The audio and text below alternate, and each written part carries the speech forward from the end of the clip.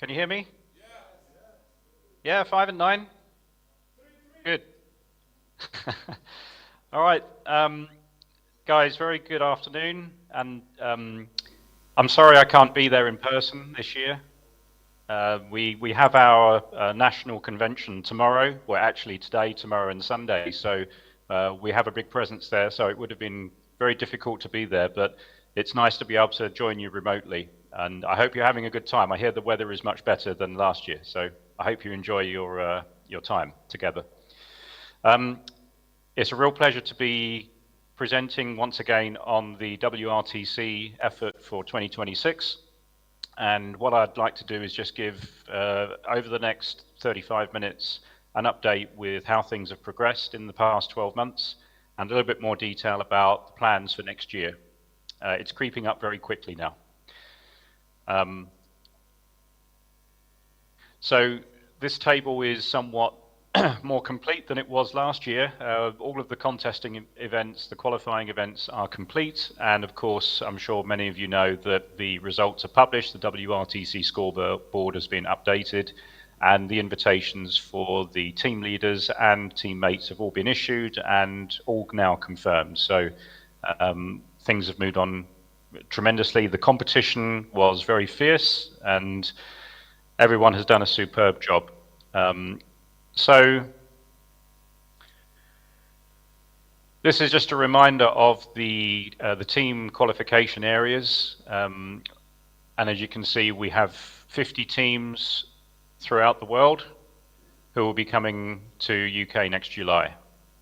And this may be a little bit difficult for you to see, but this is the list of all of our competitors for the 50 teams. How many competitors do we have in the room there? Can somebody count for me?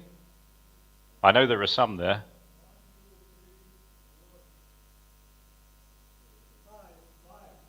Five. Six. Let's give them a round of applause, guys. Well done.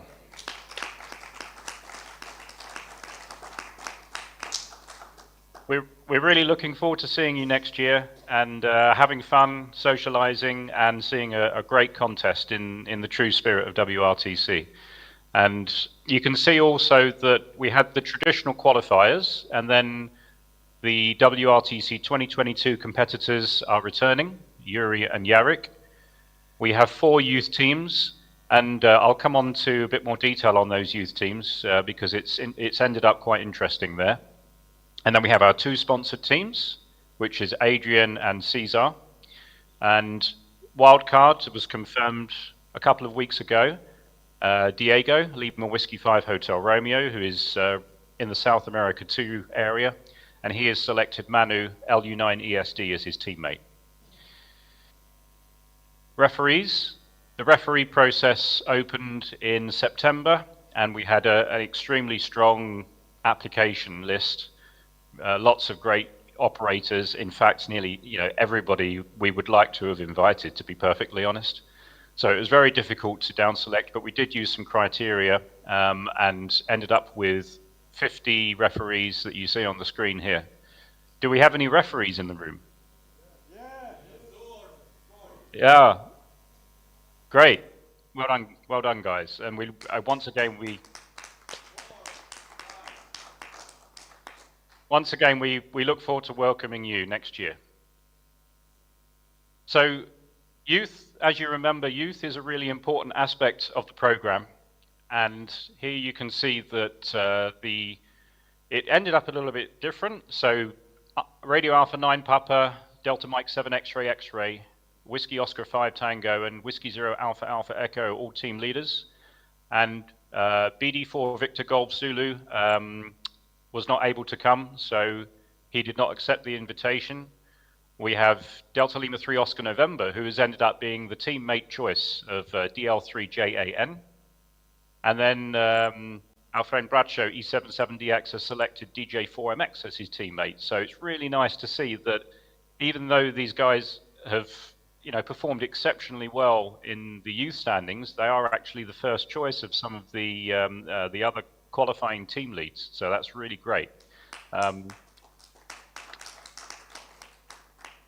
we're really excited to have a strong youth presence, and I think the competition is going to be really interesting this time. We're really proud of our UK participation also. Is GW4XUM in the room there? Yeah, Martin, well done. Yeah, we're really excited about Martin representing the UK. His teammate choice was John, G4IRN, very strong team. And we have a good selection also of 5 UK referees. Our sponsored teams, Adrian, KO8SCA, and Cesar, SP5Y. And again, strong teams, and we're really excited to welcome those guys. So, a little bit about the sites. Site selection, of course, is a major piece of work. Just as a reminder, we're looking to provide a competition that provides a level playing field for our contesters, who will operate in the same geographic area, using the same antennas, the same output power, and other operating conditions. So going back to when this was really embedded as part of the WRTC execution approach, was really started in Russia in 2010 when it went portable field day style. And that level playing field it really became an important factor. Again in Boston in 2014, and then Germany 2018, and then in Italy 2022. And here you can see some of the antennas and our youth team here, Jamie and Philip. So the approach of using site clusters is something that we really do like the idea of. So we've tried to do the same. This was the spread of sites in Russia in 2010, 65 sites, and they had 9 clusters. And this presents some good opportunities in terms of utilizing our human resource of our volunteers. Site build becomes a little bit more straightforward if you're trying to do that in a closer area. And also our spares resources deployment, should it be needed, is a little bit more manageable. So actually the majority of the sites will be in a very close area in 2026. And by that I mean probably within a 10 to 15 mile radius. The 500 meter separation will be used where practical, and that's fine for 100 watt stations, as we know, and we've seen that throughout many previous WRTC events. So we're probably all familiar by now with the area. We have our headquarters, which is here on the screen, and then you see the sites are all going to be where I'm hovering the mouse right now. They are all pretty much going to be in that area there. Maybe 1 or 2 will be a little bit further north, but the majority will be down here on this pretty much the border where you see between the 2 counties of Suffolk to the south and Norfolk to the north. And it's very flat and all over private land and farms, and then some large private garden areas. So a little bit more detail. This is how it's shaping up. We've got the majority of our sites will be on these big estates. So these are very large estate buildings that have excessive grounds, very large grounds. So we will get probably 10 sites on the Shadwell estate, 10 to 15 on Euston, 5 around Elvedon, 5 in Brandon, 4 in Ixworth, and 10 further out to the east here. So this area is actually not very big.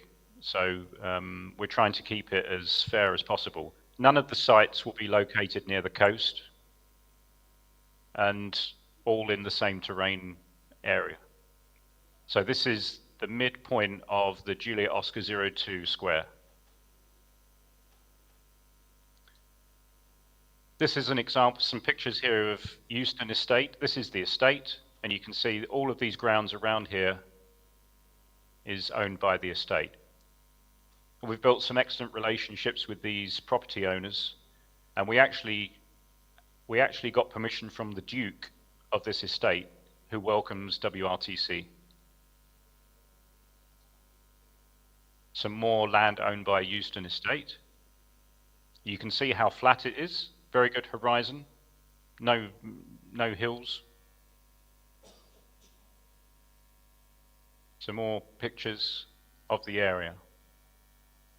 So verifying the suitability of the site, we'll use HF terrain analysis, which is commenced.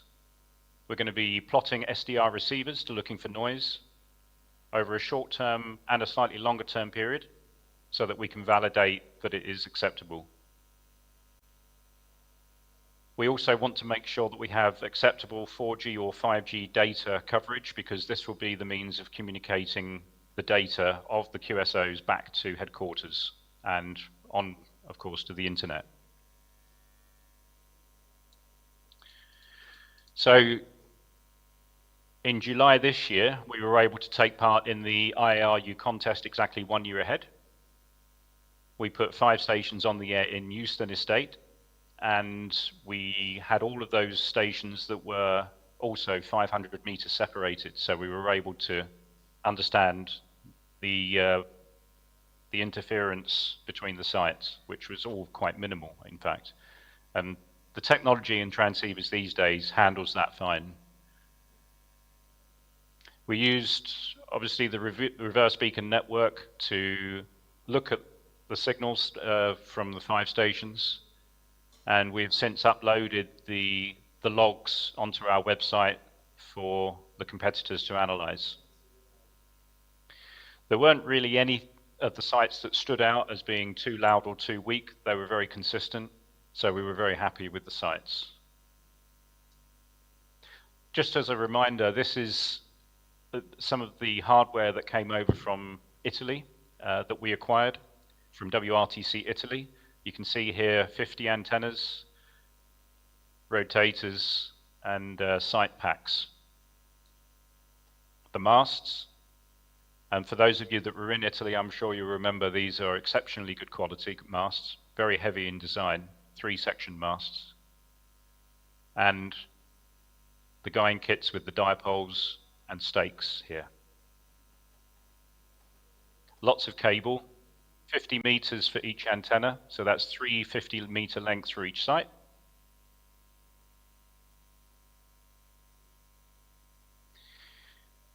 And so the antennas, this is a build of a site at the trial in July. And we learned a lot through the process of building the antennas, raising the mast, and testing. So it was great because we had some volunteers that will actually participate next year who were able to experience that firsthand. So it's a great training exercise for the volunteers. Here you can see a station build in progress. This is the beer tent, and we have an antenna there.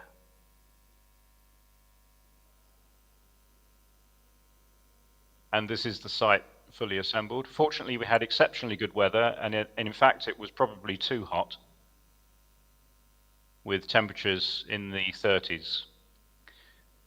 I would say this is quite unusual for the UK, this weather. So, but of course, we will be prepared for all weathers. If it is very hot, we are making sure we have cooling equipment, fans in the sites. And also we will orientate the tent sensibly for light. The dipoles will be positioned the same direction for each station. And by that, the 40-meter dipoles will run north-south, and the 80-meter dipoles will run east-west.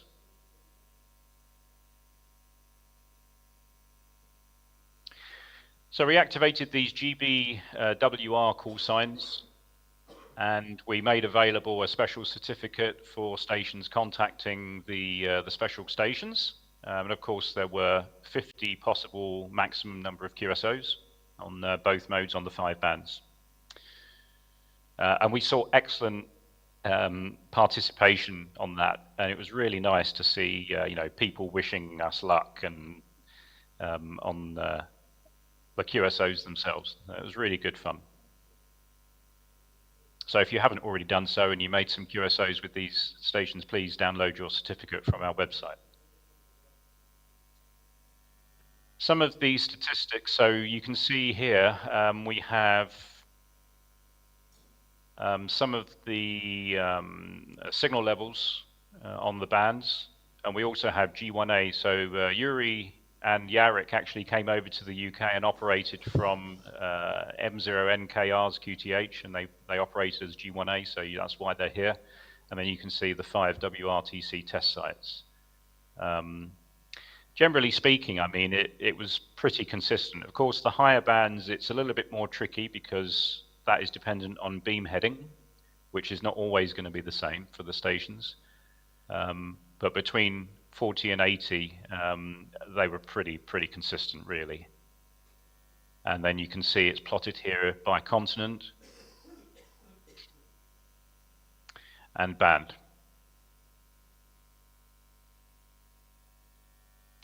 So just a little bit about the World Radio League. So many of you will have heard that our choice of platform provider is WRL, which is new to many of us. They've been on the scene only really for the past 2 to 3 years, but the relationship that we've built with James Cribbs, N0WRL, has been very solid. We've got a lot of confidence in James and his team. So WRL is aiming to unite and deliver a first of its kind live ham radio experience that will ignite passion and inspire new operators worldwide. We've got a couple of slides on WRL. As I said, it's about 2.5 years old, started in 2023, and James set out to build a ham radio platform for logging, contesting, and analytics. So it has 40,000 users currently from pretty much every country around the world, and it has hosted 100 live ham radio contests. So it's still building, but it's building fast, and it's becoming very popular. So some of the features include live contesting, logging, POTA, leaderboards, and other integrations. So there are, of course, many providers that cover such things. We're trying to build on that a little bit for 2026, and we're even hopeful that we will have some live commentary that will run through the contest, and that will be accessible on the platform online. So there'll be commentary analyzing of the QSO data coming through for each team. Of course, there are things that we need to be aware of in that process by maintaining confidentiality, or not linking the operators with their call signs that they're using. And of course, we need to be mindful of that. But there are ways that we can get around that and still produce the commentary and the analysis of the QSOs that are being made. So stay tuned on that. We're going to be trialing that again in CQ Worldwide SSB in a couple of weeks' time. So we do still have some contests ahead of us that we can use to trial the WRL platform. So a little bit about how it will work. So in simple terms, it will live stream QSO data from the competitor stations using a Raspberry Pi, and that will integrate with the main contest loggers that the competitors will use. And of course, there are a handful that will be used across the 50 stations. We've already reached out to try and understand which logging programs are intended to be used. So the competitor laptop will link up with the WRTC streaming on a Raspberry Pi, and then that will be transmitted over to the WRL platform. So James is very keen on developing the next generation scoreboarding user interface, as I touched on briefly a moment ago.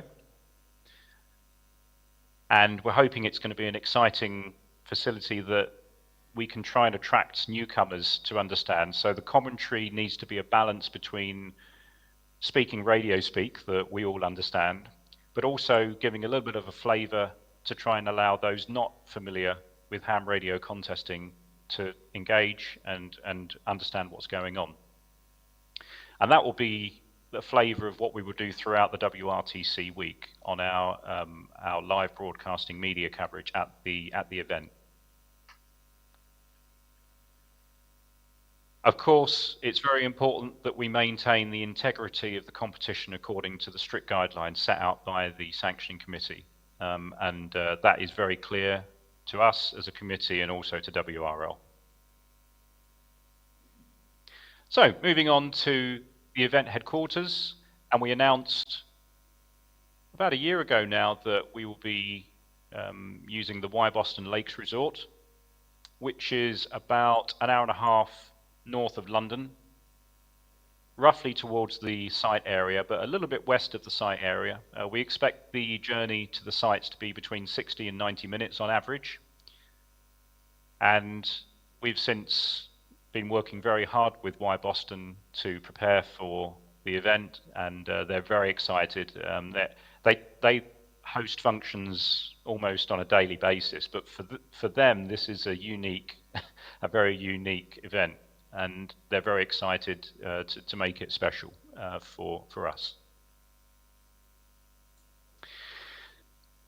So Georgina M6YGL has been working very hard with Y Boston on building the program and the packages, and we released a brochure for the event a few weeks ago, and it's over 5 pages, which I've got here. But really what this brochure is there to do is to try and give the competitors, the referees, the judges and the spectators, every visitor, all of the information that's needed to plan your visit.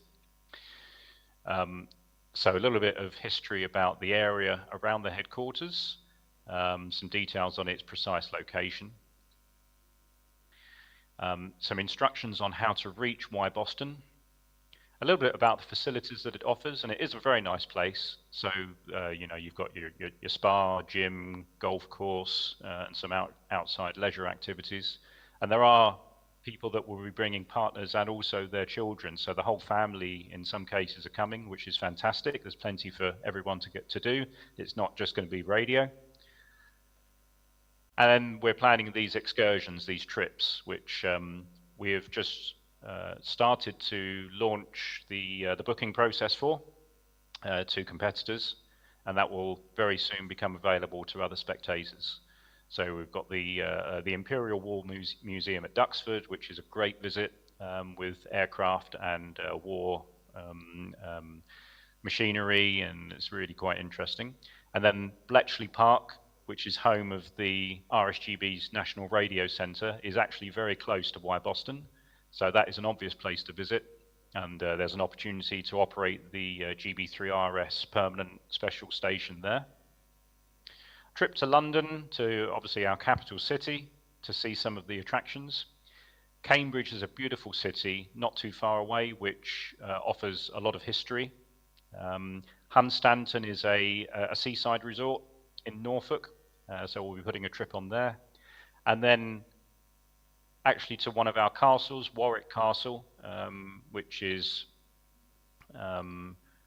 1100 years old, so a great opportunity to go there and enjoy that venue. So we've got the itinerary set out, what will happen from the Wednesday through to the Tuesday, and there's lots of activities going on. Of course, this will develop further as we move closer, but we've tried to put as much detail in there as possible to allow people to plan where they need to be on which days, to just try and make it as easy as possible ahead of time. There will be opportunity to obviously attend dinners, opening ceremony, closing ceremony. People may wish to venture out to eat, so we've tried to provide some local venues for that, and local supermarket facilities, etc. We're running again the Ham Widows Ball, which is an opportunity for partners and other friends to have some fun, maybe drink a few cocktails and engage with others. And that's a tradition for many WRTCs, so we're looking forward to doing that again. The opening ceremony will be in a large area that will accommodate a very large volume of people. As for the closing ceremony will be a big party.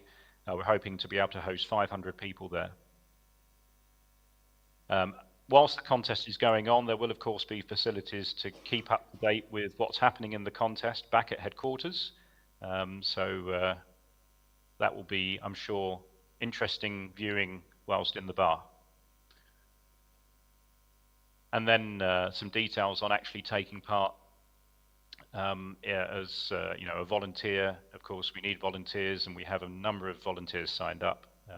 Those specific roles of volunteers will be defined over the next month, and then we'll start allocating individuals to those roles. So if you have expressed interest in becoming a volunteer, that will be maturing over the coming 1 to 2 months. Some more details about visiting as a spectator, details on the pricing and what you get for that pricing. This is a very nice resort and offers very good facilities, so I'm sure it will be comfortable. And then a little bit more details about ad hoc visits, lunch tickets, dinner tickets, and details on how to make those bookings. So, back to some of the volunteering. So we know that from past events, we need help with site managers, helping with transportation, building sites, tearing down. Many different skills are needed. We feel very confident that we've got an extremely strong list of volunteers, and as I said, that is all going to be coming together in the coming weeks. So you remember our coins, hopefully. We've got the silver coins this year. There are still many people that have a bronze coin that have yet to obtain their silver coin, so don't forget. And if you would like to get hold of one of those, get in touch and we'll ship it to you. That can all be done through the website. Tent sponsoring is going very well. We only have 6 tents remaining of the 50. So all going quite nicely, and we're extremely grateful to ISTRA Contest Conference for sponsoring a tent which was secured last year. So you have tent Europe 6-2, which is conveniently 9A6KX and 9A1UN. So I'd just like to say a big thank you to ISTRA for that support. So other sponsors, we have very recently taken on Yaesu as our prime sponsor. We're extremely grateful to Yaesu for stepping up and showing their commitment to amateur radio contesting. Our platinum sponsor is Moonraker in the UK, big distributor of ham radio equipment, and Moonraker will be present at WRTC. If you want to buy any equipment, you can do that at WRTC. They will have a booth. So you can order the equipment and it will be delivered to the venue the very following day. As you've seen, our IT partner is World Radio League. And gold sponsors, again, ICOM, who have been a very long-standing supporter of WRTC, we're extremely grateful. DX Engineering is a gold sponsor. Of course, they have a very big presence. Silver sponsor, Momo Beam, and quite apart from their existing or previous contribution, they're also providing additional antennas to allow the low band operations using the dipole, so we're very grateful. Our bronze sponsors are shown here. I'm sure you recognize many of those, and you probably have seen the WRTC Bengali key. If you haven't seen that, check it out. It's a very nice paddle based on the Expedition key. And they've seen the opportunity to develop a key for WRTC, so it's a great thing to own. And then we have clubs that are sponsoring us, and I'm sure YASME, WWROF, Frankfurt Radio Club, NCDXF, CDXC, all very supportive clubs, and for that we're extremely thankful to all of them.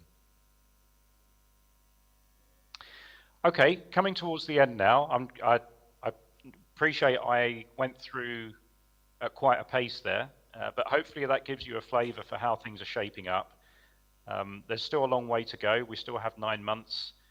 We'll be going to the shows, and so we hope to see you there. We have plans to be present at a number of USA shows next year, including Dayton, of course. We will be at Friedrichshafen, which will be very close to the WRTC event, so yeah, stop by and check out how things are progressing. But hopefully you feel that we are providing enough information. There are lots of questions coming in on a daily basis, and we will try and get back to you on those as quickly as we can. Yeah, I think that's pretty much what I wanted to say. And thank you for listening. And I'll be quiet now and listen if there are any questions. Thanks.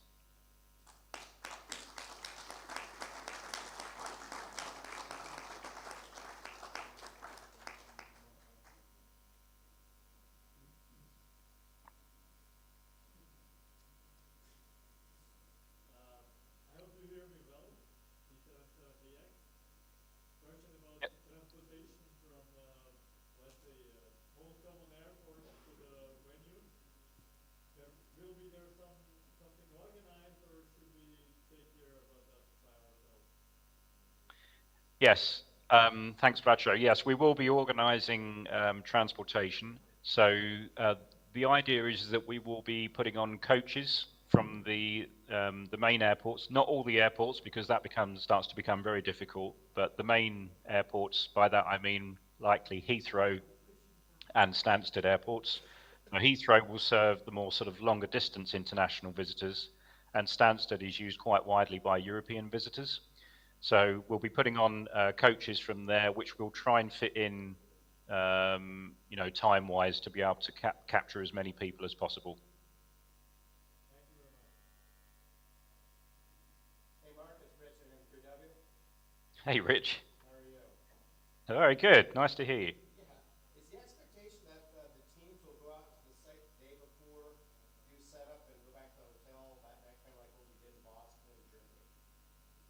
Yes. So once the envelopes have been drawn for the sites, the call signs, and the referees, you will then go out to your sites. We'll take you out there. You'll get an opportunity to set up, try your site, identify any issues that there may be, and then if anything is identified, we'll help you to resolve those. But hopefully everything will be okay, and then you will come back to headquarters on Friday evening. And relax. Probably get an early night. I would recommend, or it's up to you. I mean, the security is pretty good because it's within estates, but you might want to just take your radios and your laptops back with you. We can figure that out closer to the time. Excellent, thank you. No problem. So another question, all sites are going to be in the tent, right?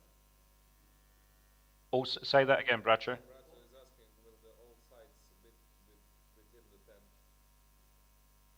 Yes, every site will be portable and they will be identical, yes.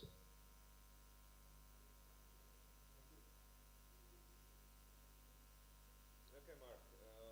Okay. No more questions. Thanks a lot for this. Enjoy the Okay. Have a great time, everybody. Drink lots of beer, and I look forward to seeing many of you soon. See you next year. Cheers. Bye.